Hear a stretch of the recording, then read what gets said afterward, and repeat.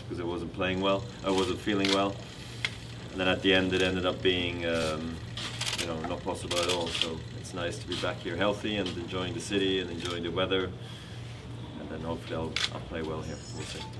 Roger, at the end of 2016, coming into 2017, you were hobbled by a lot of injuries, and I know at the time you were flying under the radar a little bit, some question marks surrounded your name.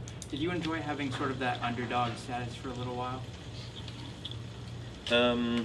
Well, yeah, I mean, look, it really didn't matter what the status was. For me, it was most important to be healthy again and be able to walk around without crutches and run around without having a swollen knee. So you don't then care really that much about if you're the favorite or not. It's pretty simple. After 6 months having not playing, you've changed your backhand so much. How did you adjust to be able to play so much deep in the court with the backhand in 6 months? Well, I'm not sure if it's as extreme as people make it seem, to be quite honest.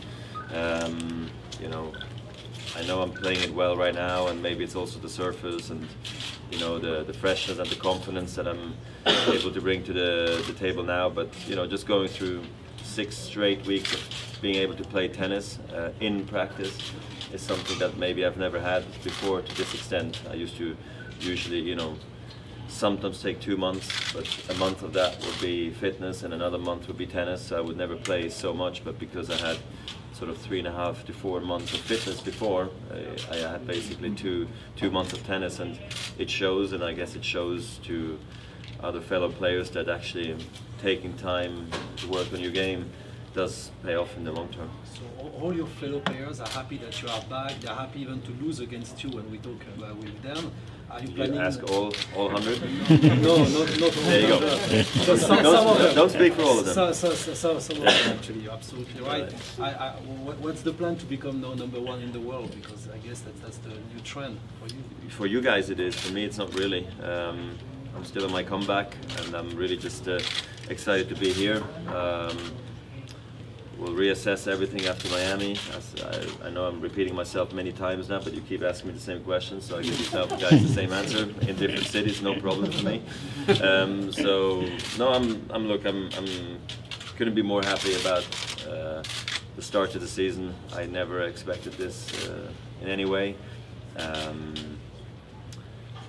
Like I mentioned a couple of days ago, the goal was to be top 8 after Wimbledon, not before Wimbledon, after Wimbledon, because I have points to defend there. And here I am, way ahead of schedule. So we'll speak as a team this week and next week, and then we'll take it from there, really. But for the time being, I'm just happy to be healthy, happy to be winning tournaments, happy to be beating top 10 players, and feeling good every time I come out of a practice or out of a match situation, because this is only my 4th tournament back, really, essentially. So, you know, I have a lot of information, but not all of it yet. So let's see how I handle the clay, the grass, and everything. But for the time being, I'm very, very pleased. Roger, how much fun are you having right now? How much fun are you having right now, playing maybe with the next generation of tennis players? And how do you feel about that? Well, I haven't played that many young guys, to be quite honest. You know, they're floating in the draw, and I hope I can play them more and more often. But you know, it's been mostly the guys I know: Berdych, Nadal twice, Wawrinka twice. All those guys that I know played many times, have practiced a lot together. But of course, I'm having a lot of fun. When you win, it's always more fun, and it's you don't have to deal with having lost and having to explain yourself. So. But usually, even with a loss, I can handle that pretty well, because it's always an opportunity, and I usually can understand with my team very quickly why that happened. So right now I'm playing great, and I hope I can keep it up to you. I know you take it match by match, but a possible third-round matchup looms with Del Potro. What are your thoughts on that possible encounter, and also on his comeback as well?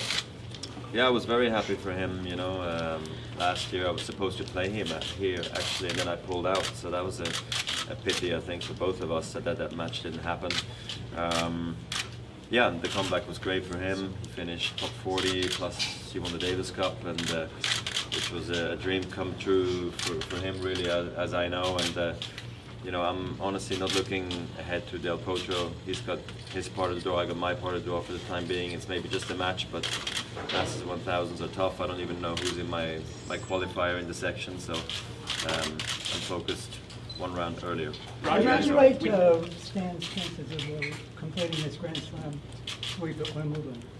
What I think of that? Yeah, I think he's got a chance. You know, I mean, I didn't expect him to win the Australian Open. You know, and then he did. I didn't expect him to win the US Open, and he did. The French Open was for me more something that I thought that he could do. So Wimbledon, I wouldn't be surprised if he surprised everyone else, including himself and myself, and he went all the way there. So I think it will also matter how all the others are feeling, especially Murray and Djokovic and Nadal and myself. But he's a great player. He's improved his serve a lot. His movement has become very good, and I've practiced a lot with him on the grass, and I've seen how he has improved. So I think it wouldn't be a